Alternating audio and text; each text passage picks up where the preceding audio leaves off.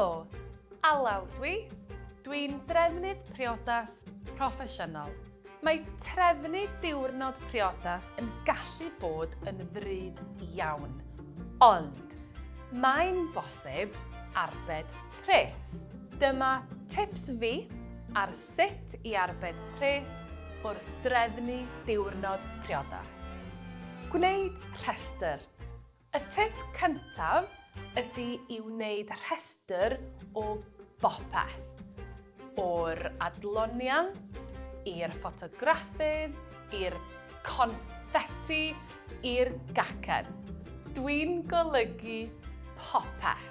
Mae'r rhestr fel arfer yn un hir, ond mae cael popeth mewn un rhestr yn help mawr wrth feddwl am ffyrdd i arbed pres. Y pot pres. Mae'n amser meddwl am faint o bres sydd gen chi i'w wario. Be sydd fwyaf pwysig i chi? Ydych chi isio gwario'ch pres ar ystafell llawn o flodau? Neu ar fand byw anhygoel? Neu ar leoliad crand efallai? Falle bod gwario mwy ar flodau yn golygu bod llai o bres gennych chi i wario ar y band.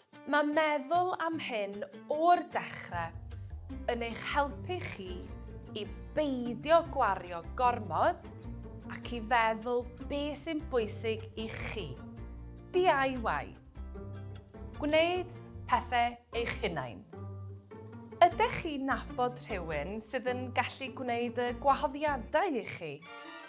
Neu efallai bod chi'n nabod rhywun sydd â char cŵl neu hyd yn oed cae y medrwch chi roi marci ynddo fo. Mae'n swnio'n hollol amlwg, ond byddai gwneud hyn i gyd yn llawer rhatach na phrynu neu llogi popeth. Ar ôl deud hyn i gyd, byddwch yn ofalus i beidio cymryd gormod ymlaen ac achosi mwy o stres i chi'ch hunain. Gwariant. Cofiwch bod dim rhaid i chi gael y trimmings i gyd.